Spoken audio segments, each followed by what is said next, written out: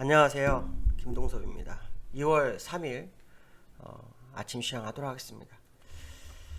오늘 미국장이 상승 마감했죠. 그래서 오늘 뉴욕 마감 상황과 그다음에 이슈 두 개, 정경련이 주가 하락 위험을 경고하는 거, 그다음에 차트상으로 코스피가 중요한 위치에 있다라는 거 말씀을 좀 드릴까 합니다.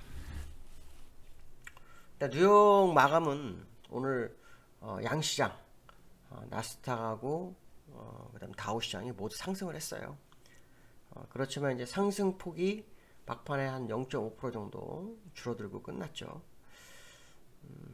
미국은 지금 얼마 전에 논란이 됐던 게임스탑이 그 논란이 이제 일단 멈췄어요. 스톱된 상태죠. 이유를 보면 일단 60% 폭락을 했어요. 그래서 300불 넘었던 그 주가가 90불 밑으로 떨어졌습니다. 그러면서 공매도 세력과 개인의 어떤 투자가 굉장히 급감을 했다고 하죠. 그래서 시장에서는 이런 얘기를 많이 한다고 합니다. 기술적인 그 가격 조정 시도는 필연적으로 부딪히게 되는 수순에 접어들었기 때문에 가격 조정에 들어올 수밖에 없다. 그래서 어제 그 게임스탑은 결국 남아있는 개미와 그 다음에 공매도밖에 남지 않은 상황. 제가 머니투데이 방송에서 그런 얘기를 했을 거예요. 공매도를 퇴치하기 위한 것은 지지하는 게 맞다. 그거는 지지해서 나쁠 게 없죠. 왜냐하면 정상적 수순이라면 당연히 공매도 없어야 됩니다. 문제가 있다면 공매도가 필연적이겠지만, 근데 문제는 마지막에 남는 게 개미들, 남아있는 개미들은 결국은 무덤이 될 거다라는 얘기를 했을 거예요. 실제로 탈출한 개미들 중에서 이익 내고 탈출한 개미도 있겠지만 대부분 다 손실 내고 탈출했거나 지금 들어온 거는 다 손실자들이에요. 그러니까 아마 공매도 세력들은 이제 명분을 잃을 수 있습니다. 자기들만 이익 치고 나가는 거거든요. 결국 누군가의 선두주자만 이익을 남기고 따라붙은 사람은 다 손실이 나는 그런 상황이 발생할 수 있습니다. 그래서 아마도 공매도 문제가 시장에서는 이제 영향을 못 미칠 수도 있겠다. 그런 생각이 들고 있고요. 그로 인해서 일단 시장은 안정을 취하는 모습이 됐고, 시장은 이제 그러면서 다른 데 두 가지 이슈에 관전 포인트를 가졌어요. 첫 번째는 뭐냐면 조 바이든 대통령이 1조 9천억 달러 규모의 그 부양책을 언급한 적이 있어요. 그거에 대한 이제 추진 의지를 어저께 필요했다고 합니다. 그러니까 주가가 올랐는데, 거기에서 하나는 뭐였냐면 공화당 의원들이 한 10명 정도가 중도파가 서한을 보냈다고 하죠. 바이든한테 서한을 보내가지고 우리는 한 6천억 불 정도만 하면 좋겠다, 이런 표현을 했다고 합니다. 근데 조 바이든은 끝까지 1조 9천억 달러 얘기를 하고 있다고 하죠. 자, 어쨌든 지금 추가 부양에 대한 기대감은 시장에 잔존한 상태입니다. 근데 지난번에는 시장이 전혀 영향을 못 미치고 있다가 지금 갑자기 영향을 미치고 있는데, 이것이 이제 어떤 식으로 진행될지 봐야 될 것 같고요. 그 다음에 실적 시즌이라고 말씀드렸잖아요. 기업들 실적들이 대체적으로 괜찮다고 합니다. 알파신, 아마존은 장 끝나고 발표했지만 괜찮다. 아마 시간의 선물도 좀 오르지 않을까 싶은데, 어쨌든 미국 시장에서 악재였던 공매도 문제가 일단 수면 밑으로 내려가고 새로운 이슈로 시장이 접근하는데, 그거는 이제 두 가지, 부양책과 그 다음에 실적, 이 두 가지로 나뉠 거다, 이런 생각을 해봐야 될 것 같고요. 지금 그렇지 않아도 시장에 돈이 많이 풀려 있는데 돈을 더 풀어서 시장을 부양한다? 이거는 진짜 어떻게 보면은 슈퍼 버블을 만들라나? 이런 생각 사실은 듭니다. 그래서 제가 요 근래는 그 돌파되면, 다우도 돌파되면 4,000포인트 이상 올라갈 수 있다, 우리나라 3,266 돌파되면 저도 잘 모르겠다, 이런 표현을 굉장히 많이 썼잖아요. 아직까지는 추세선 안에 있어요. 추세선 안에 있는데 시장이 진짜 엄청나게 강합니다. 새로운 악재를 기다리는 그런 상황은 아니고요. 저는 이제 다우가 돌파가 되면 저도 상방을 열 생각이 있습니다. 다우가 지난번에 돌파하다가 말고 해서 결국은 그 쌍대 캔들을 만들었는데, 오늘도 3880이 넘었었던 걸로 기억하는데 결국에서 약간 밀리면 3600 정도에서 마감을 했거든요. 근데 그냥 과거의 사례를 보면은 이제 여기서 돌파가 되느냐 안 되느냐, 결국 쌍대로 끝나느냐 아니면 쌍대 캔들을 카버링하면서 돌파해서 새로운 영역으로 가느냐. 제롬 파월까지도 어저께 버블을 터뜨리지 않겠다 이런 표현을 쓰는 거 보면 지금 사실은 버블인 거 인정하는 거죠. 버블은 인정한 거예요. 인정한 건데 이거를 터뜨려서 얻을 게 없는 거죠. 연준도 금리 정상화도 한 게 없고, 그렇다고 경기가 살아난 것도 아니고, 여기서 무너지게 되면 정말 최악의 나락으로 갈 수 있죠. 그러니까 주가만 끌어올려서 시장이 좋게 보이게 하는 상황이 지금 계속 연출되고 있는 겁니다. 그러니까 미국이나 우리나라나 너도 나도 주식을 할 수밖에 없는 상황이 돼버린 거죠. 돈 벌 수 있는 게 유일한 거죠. 엊그저께 시장을 가봤더니 오이가 뭐 4, 5개 들었는데 5,000원 합니다. 5,000원. 파프리카 2개 들었는데 5,500원 하더라고. 깜짝 놀랐습니다. 물론 또 어느 날 가면 한 3,800원에 떨어지긴 하지만 제 기억으로요, 한 3, 4개월 전만 해도 1,500원, 1,300원이면 그렇게 샀습니다. 왜냐면 제가 이제 가끔 장을 보러 가기 때문에. 그러면 지금 사실은 그 실물 경제든 주가든 다 문제가 심각한 거예요. 돈의 가치가 떨어진 거예요. 여기서 또 경기 부양을 해서 주가를 끌어올릴 거다, 이거는 사실 제가 볼 때는 문제가 있어 보입니다.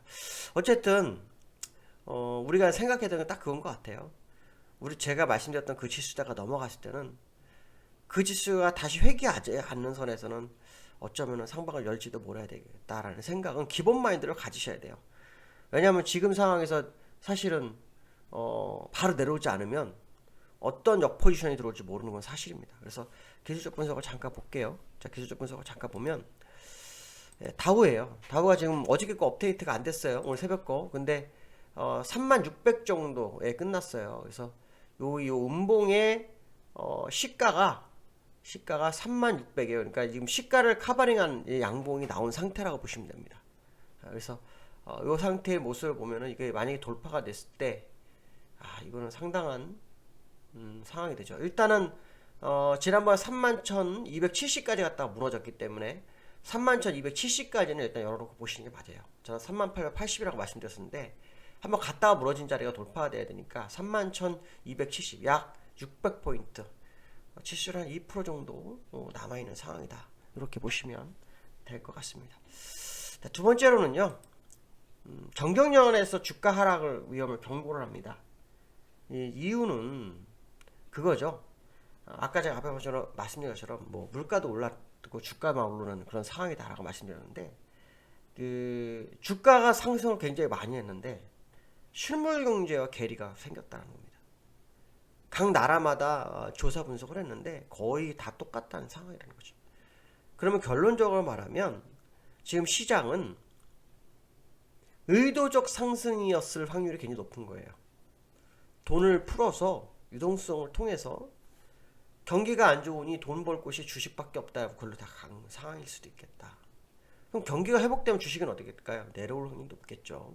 근데 경기가 언제 회복될지 모릅니다. 왜냐하면 지금 아시겠지만 코로나 바이러스가 퇴치가 다 된 게 아니에요. 진행되고 있는데 다른 뉴스가 코로나 바이러스 뉴스를 살짝 숨기고 있는 거고, 지금 미국에선 변종 바이러스 때문에 카멜라 해리스인가요? 부통령 같은 경우에도 얼마 전에 사전 나온 거 보니까 마스크 2장을 쓰고 다니더라고요. 굉장히 심각한 상황이에요. 그러니까 시장이 막 이 주식으로 눈이 쏠리니까 어떤 그런 부분도 막 가려지는 그런 상황이다.